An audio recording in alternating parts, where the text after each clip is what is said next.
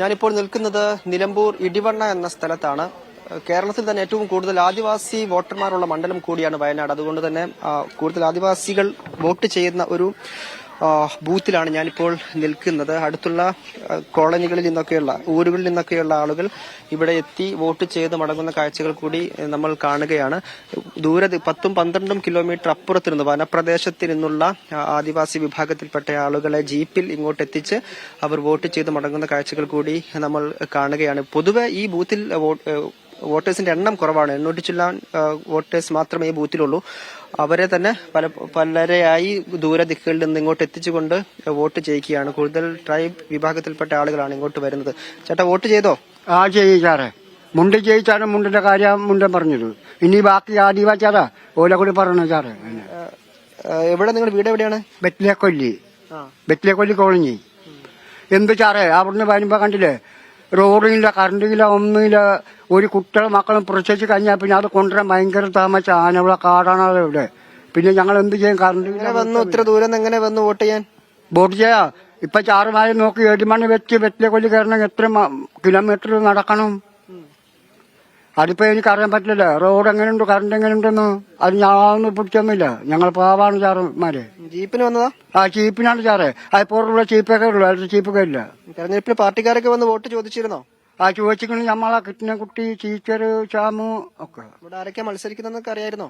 ഇവിടെ ആരും മത്സരിച്ച് ഞാൻ അറിയില്ല. ഇവിടെ നമ്മളെ നേതാക്കന്മാര് മാത്രം ഞങ്ങളെ അന്വേഷിക്കുന്നുള്ളൂ. സ്ഥാനാർത്ഥികളുടെ പേരൊക്കെ അറിയോ? ചാമു മാത്രം. ചാമു, ടീച്ചർ, നമ്മളെ കിട്ടുന്ന കുട്ടികൾ.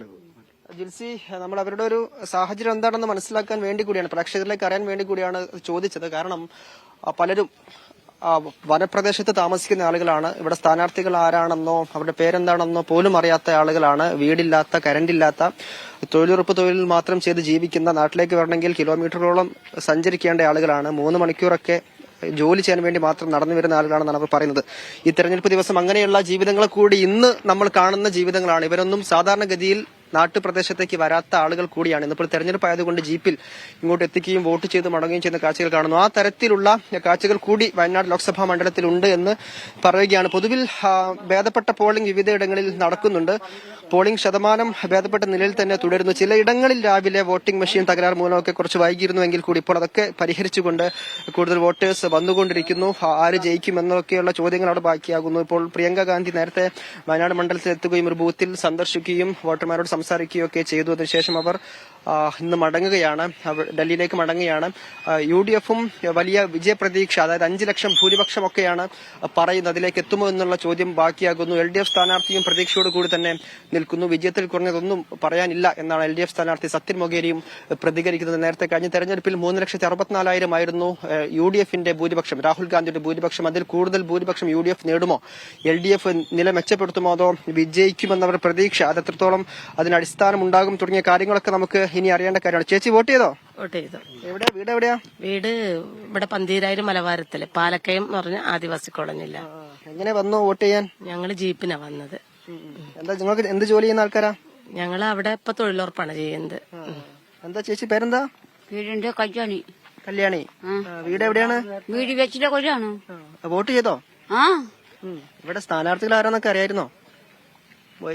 വോട്ട് ചെയ്യേണ്ടത് ആർക്കാന്നൊക്കെ അറിയായിരുന്നോ? ഞങ്ങൾക്കറിയില്ല. ഈ സ്ഥാനാർത്ഥികളുടെ ഫോട്ടോ കണ്ടിരുന്നോ? കണ്ടു. പാർട്ടിക്കാരെങ്കിലും നിങ്ങളുടെ ഊരിൽ വന്ന് വോട്ട് ചോദിച്ചിരുന്നോ? ഇല്ല. ഇങ്ങോട്ട് എങ്ങനെ വന്നു? ഞങ്ങൾ ജീപ്പിൽ വന്നു. ജീപ്പില് അമ്മ ഉണ്ടായിരുന്നു. ആർക്ക് വോട്ട് ചെയ്യണമെന്നൊക്കെ ആരെ പറഞ്ഞു തന്നെ? അമ്മ പറഞ്ഞു തന്നു.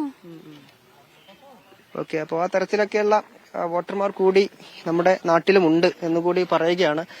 വനപ്രദേശത്തുള്ള ആളുകളായതുകൊണ്ട് തന്നെ അവർക്ക് അടുത്തേക്ക് കൂടുതൽ നമ്മൾ പറയുന്ന ഒരു പുരോഗതി എത്തിയിട്ടില്ല എന്നത് കൂടിയാണ്.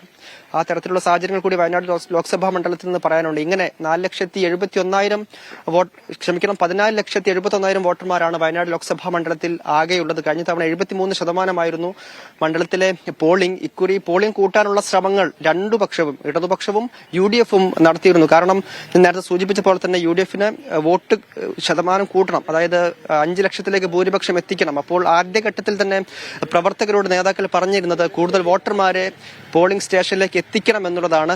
ആ തരത്തിൽ മാത്രമേ ഭൂരിപക്ഷം കൂട്ടാൻ കഴിയൂ. ഉപതെരഞ്ഞെടുപ്പിന്റെ ഒരു ആലസ്യമൊന്നും ഉണ്ടാകരുതെന്ന നിർദ്ദേശം നേരത്തെ തന്നെ പ്രവർത്തകർക്ക് UDF നൽകിയിരുന്നു. LDF ആകട്ടെ അടിത്തട്ടിൽ ഈ ഗ്രൗണ്ടിൽ ഉള്ള പ്രവർത്തനം കാര്യമായി തന്നെ നടത്തിയിട്ടുണ്ട്. തിരുവമ്പാടി നിയമസഭാ മണ്ഡലത്തിൽ മാത്രം 4 റൗണ്ട് വീട് കയറിയുള്ള പ്രചാരണം അവിടെ പ്രാദേശിക തലത്തിൽ ആളുകൾ പ്രവർത്തകർ നടത്തി എന്നുള്ളതാണ്. അപ്പൊ അങ്ങനെ താഴെത്തട്ടിലുള്ള പ്രവർത്തനം നന്നായി LDFും നടത്തിയിട്ടുണ്ട്. UDF രാഷ്ട്രീയം പറഞ്ഞില്ല എന്ന ആക്ഷേപവും 5 വർഷം രാഹുൽ ഗാന്ധി ഇവിടെ MP ആയിട്ട് എന്തു ചെയ്തു എന്ന ചോദ്യവുമൊക്കെ LDF പ്രവർത്തകരും സ്ഥാനാർത്ഥിയും നിരന്തരം ചോദിക്കുന്നു. വന്യമൃഗ ആക്രമണം, അതിപ്പോൾ ഇവരോട് സംസാരിക്കുമ്പോൾ ആ വിഷയം അവർ പറയുന്നുണ്ട്. വന്യജീവി ആക്രമണത്തിൽ എന്തു ചെയ്തു UDF എന്ന ചോദ്യം LDF ഉയർത്തുന്നു. ഒപ്പം തന്നെ മെഡിക്കൽ കോളേജിന്റെ വിഷയമുണ്ട്, രാത്രിയാത്രാ നിരോധനത്തിന്റെ പ്രശ്നമുണ്ട്. ഈ വിഷയങ്ങളൊക്കെ LDF നിരന്തരം ആവർത്തിച്ചു കൊണ്ടിരിക്കുകയായിരുന്നു. അതേസമയം തന്നെ UDFന് വലിയ മേൽക്കൈയുള്ള മണ്ഡലമാണ് എന്നുള്ളത് മറ്റൊരു യാഥാർത്ഥ്യമായി നിൽക്കുന്നു. 3,64,000 കഴിഞ്ഞ തെരഞ്ഞെടുപ്പിൽ UDFന് ഭൂരിപക്ഷമുണ്ട്. തൊട്ട് മുമ്പത്തെ തെരഞ്ഞെടുപ്പിൽ 2019 4,31,000 വോട്ടിനാണ് അന്ന് രാഹുൽ ഗാന്ധി ചെയ്തത്. അപ്പോൾ അങ്ങനെ ഒരു മേൽക്കൈയുള്ള മണ്ഡലം കൂടിയാണ് UDFന്.